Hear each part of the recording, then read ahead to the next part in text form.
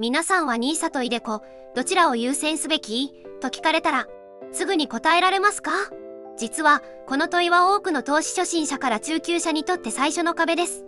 非課税になるならどちらも得なんじゃないの？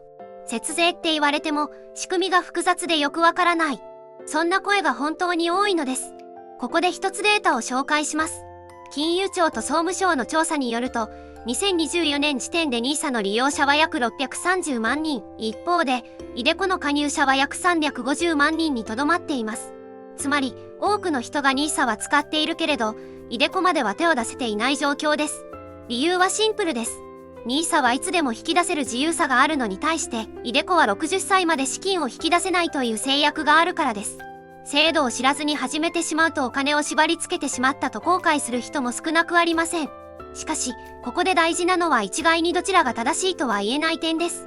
実は年代や目的によって優先すべき制度が変わるのです。例えば20代なら流動性を優先して NISA、40代以降なら節税効果の高いiDeCoといった具合に最適解はライフステージごとに異なります。この動画では NISA とiDeCoの制度をわかりやすく比較しながら年代別目的別に後悔しない選び方を解説していきます。最後まで見れば自分はどちらを優先すべきかがはっきりわかり、これからの資産形成に迷わなくなるでしょう。多くの人が NISA とiDeCoを比べるときに共通して抱えるのは将来への漠然とした不安です。しかし、その不安の中身は世代によって大きく異なります。例えば20代。社会人になりたてで収入もまだ少なく、旅行や趣味にもお金を使いたい。将来のことも気になるけど、今の生活も楽しみたい。そんな気持ちから、長期間お金を縛られるのは抵抗感が強い人が多いのです。30代から40代になると、状況は一変します。結婚、住宅ローン、教育費、そして仕事の責任。資金の使い道が急に増える中で老後資金まで今から準備しないと焦りも出てきます。ただし、ここでiDeCoを始めても子供の進学で急にお金が必要になったとなれば、資金を引き出せない制約が逆に負担になってしまうことも。50代に入ると、老後が目前に迫り退職後の生活資金は足りるのかが最大のテーマになります。一方で、まとまった収入があるため節税の効果が大きく、iDeCoを利用すれば年間数十万円単位の所得控除を得られるケースも少なくありません。このように、NISA とiDeCoの優先順位はライフステージによって変わります。にもかかわらず、多くの人はなんとなく話題だから NISA を選んだ、会社で勧められたからiDeCoに入ったといった曖昧な理由で決めてしまっています。結果として、必要な時にお金が動かせなかったり、本来受けられるはずの節税メリットを逃してしまう人が少なくありません。では、一体どうすれば後悔のない選び方ができるのでしょうか？この疑問に答えるために、NISA とiDeCoを制度面から徹底比較し、どのような特徴があり、どのような人に合うのかを整理していきます。ここからは、NISA とiDeCoを制度面から具体的に比較していきます。この違いを理解すれば、自分にとってどちらを優先すべきかが見えてきます。まず、非課税メリット。NISA では投資で得られた利益や配当が非課税になります。例えば通常なら 20.315% の税金がかかるところ、NISA 口座なら0。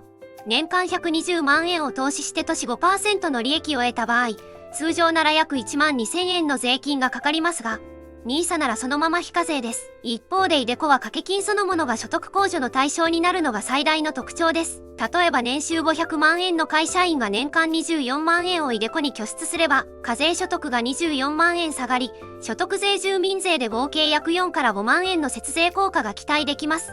つまり、iDeCoは投資リターン以前にかけた瞬間から節税効果がある仕組みです。次に、資金拘束の違い。NISA は投資した資金をいつでも売却引き出すことができます。急な出費やライフイベントにも対応可能で、自由度が高い制度です。一方でiDeCoは原則60歳まで引き出せません。老後資金専用の強制貯蓄として割り切れる人には向きますが、流動性を求める人には大きなデメリットになります。さらに、拠出上限額。NISA、新NISAは年間最大360万円成長投資枠積立投資枠。一方でiDeCoは職業によって上限が異なり、会社員なら年間 14.4 万円27、6万円程度。自営業者なら最大 81.6 万円まで可能です。金額的にはNISAの方が大きな投資が可能ですが、iDeCoは少額でも確実に節税効果を得られるのが強みです。最後に、利用可能年齢。NISAは誰でも20歳から利用可能。2024年からは18歳以上。iDeCoは原則20歳から60歳まで法改正で65歳まで延長可能なケースあり、つまり若い時から老後まで幅広く活用できる NISA に対して、老後資金専用に設計されたiDeCoという違いがあるのです。ここまでの比較をまとめると、短期的に資金の自由度を確保しつつ運用したい。NISA が有利、老後資金を確実に積み立てたい。節税効果を今すぐ得たい。iDeCoが有利。つまり、どちらが絶対に正解ではなく、自分のライフステージと目的に応じて優先順位が変わるというのが答えです。ここで一つ問いかけです。あなた自身が今重視しているのはどちらですか？流動性を優先して今のお金を生かすか、将来の老後資金を優先して節税を最大化するか、NISA 派？iDeCo派？ぜひコメントで教えてください。ここからは実際にあった失敗例と成功例を対比させながら、NISA とiDeCoをどう活用すべきかを考えていきましょう。まずは失敗例。ある20代の会社員 A さんは、節税効果が高いと聞いて、いきなりiDeCoに加入しました。ところが数年後、転職を機に生活費や引っ越し費用がかさんだ時、積み立てた資金を使いたいと思っても60歳まで引き出せず、大きな不便を感じました。制度の制約を理解しないまま加入した典型的な失敗です。一方で、成功例もあります。同じ20代の B さんは、まず少額から NISA で投資を始めました。余裕資金を確保した上で、30代に入ってからiDeCoに加入。節税効果を得ながら、NISA と併用して資産形成を拡大しました。柔軟性を重視した NISA から、安定的な老後資金のiDeCoと段階的に活用したことで、無理のない資産形成を実現できたのです。次に50代のケースを見てみましょう。C さんは長年 NISA を使ってきましたが、退職が近づいた時に気づきました。退職金で課税される所得をiDeCoで控除すればもっと節税できたのにと、結果的に数十万円規模の節税チャンスを逃してしまいました。対照的に、同じ50代である D さんはiDeCoを上手に活用。退職控除の仕組みを調べ、60歳までの拠出で所得控除をフルに使い切りました。さらに、同時並行で NISA も利用し、老後資金を流動性資産年金資産に分散。結果として税負担を軽減しつつ、退職後の生活資金をバランスよく確保できました。このように、制度そのものが悪いのではなく、自分のライフプランに合わせずに選んだことが失敗の原因になるのです。ここで改めて問いかけます。あなたはどちらのタイプに近いでしょうか？ A さんや C さんのように制度の制約や控除を見落とすタイプ。B さんや D さんのように段階的に使い分けて節税と流動性を両立するタイプ。ぜひコメントで教えてください。ここまでで NISA とiDeCoはどちらが優先かという議論をしてきましたが、実際には片方だけを選ぶ必要はないというのが重要なポイントです。ライフステージや収入に合わせて両方を組み合わせることでメリットを最大化できるのです。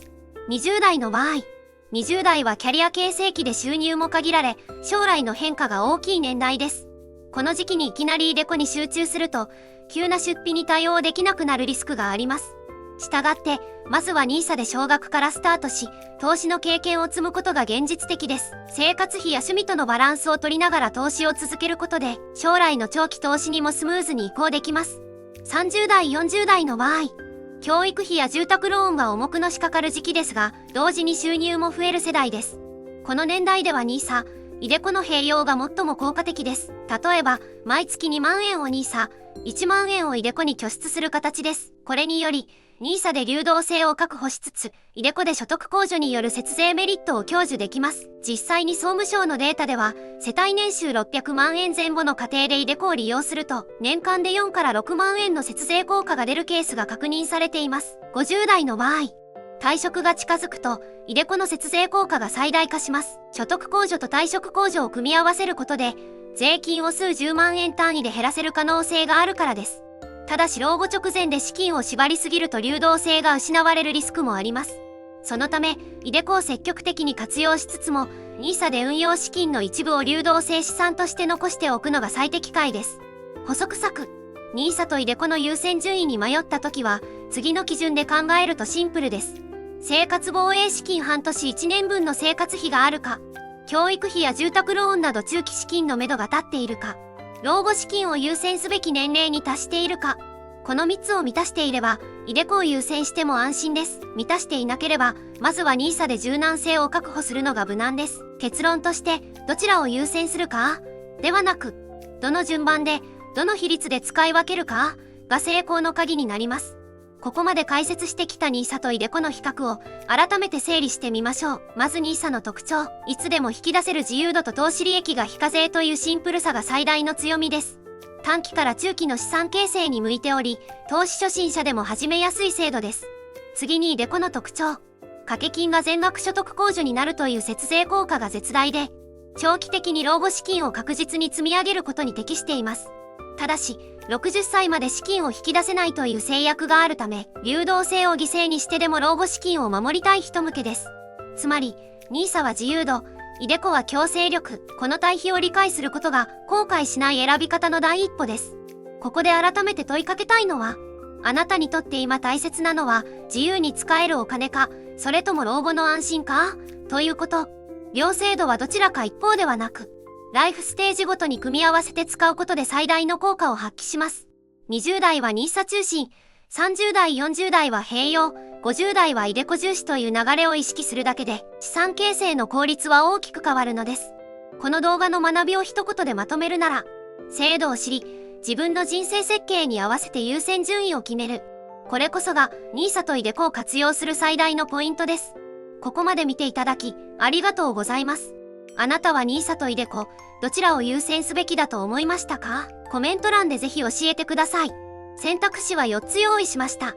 1、NISA 優先派、流動性を重視したい。2、iDeCo優先派、節税メリットを最大化したい。3、両方やっている派、バランスよく併用している。4、まだ決めていない派、これから検討したい。あらかじめ検討しておくことで、自分の考えを整理できますし、他の視聴者の意見を見ることで新しい気づきも得られます。自分はどちら派なのかを考慮してみてください。ぜひチャンネル登録と高評価をして、次回の動画もチェックしてくださいね。